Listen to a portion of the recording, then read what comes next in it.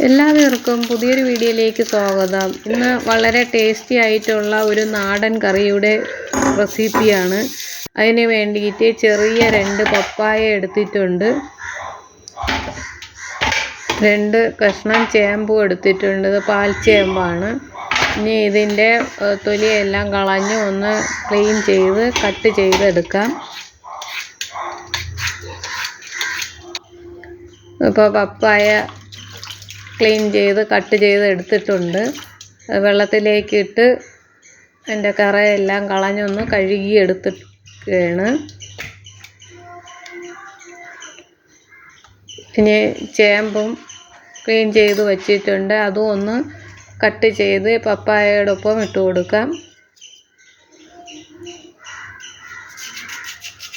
പപ്പായ അരിഞ്ഞതുപോലെ തന്നെ ചേമ്പ് ആ കണക്കിനുള്ള പീസായിട്ട് അരിഞ്ഞിട്ട് കൊടുക്കാവുന്നതാണ്.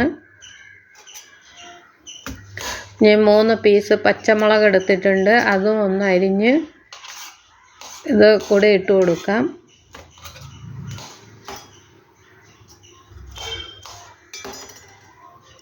അതും കഷ്ണങ്ങളോടൊപ്പം ഇട്ട് കൊടുത്തു. ഇനി ഇത് അടുപ്പത്ത് വെച്ച് 1/2 സ്പൂണ് മഞ്ഞൾപ്പൊടി ഇട്ട് കൊടുക്കാം. 1/4 സ്പൂണ് മുളക് പൊടി ഇട്ട് കൊടുക്കാം.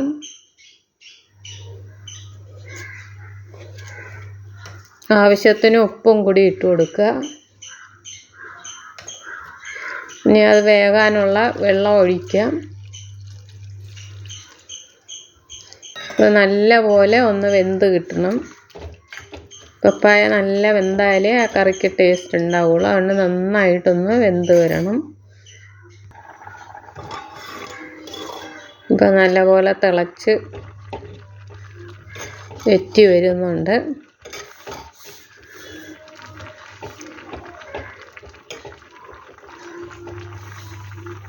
വെന്തോന്ന് നോക്കാൻ വേണ്ടി ഒരെണ്ണം എടുത്ത് നോക്കാം.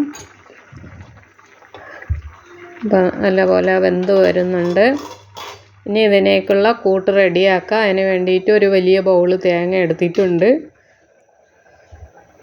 അതൊന്ന് മിക്സിയിലേക്ക് ഇട്ട് കൊടുത്തു. ഇനി 1/2 സ്പൂണ് ജീരകം ചേർത്ത് കൊടുക്കാം. ഇനി ഇതിലേക്ക് കുറച്ച് തൈരും കൂടി ചേർത്ത് കൊടുക്കുകയാണ്. അത്യാവശ്യം നല്ല പുളിയുള്ള തൈരാണ്.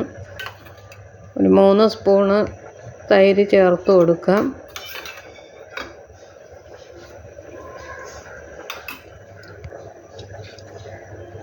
കുറച്ച് വെള്ളവും കൂടി ഒഴിച്ച് ഒന്ന് അരച്ചെടുക്കാം. നന്നായിട്ടൊന്ന് അരഞ്ഞ് കിട്ടണം.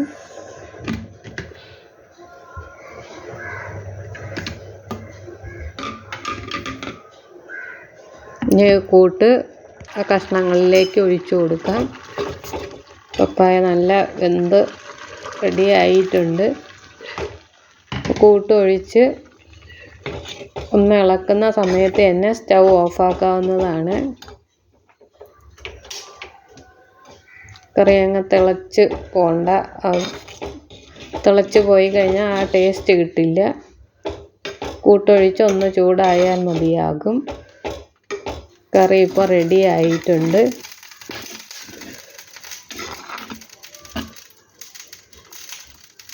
ഇനി ഇതിലേക്കൊന്ന് വറവിട്ട് കൊടുക്കാം. അതിനൊരു പാത്രം വെച്ച് കുറച്ച് വെളിച്ചെണ്ണ ഒഴിച്ച് കൊടുത്തു. ഇനി അതിലേക്ക് കുറച്ച് കടുക് ഇട്ട് കൊടുക്കാം. കുറച്ച് ഉലുവയും കൂടി ഇട്ട് കൊടുക്കുക.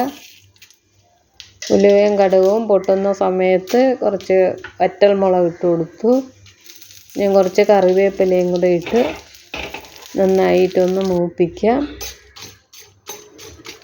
ഇനി ഇത് കറിയിലേക്ക് ഒഴിച്ചു കൊടുക്കാം.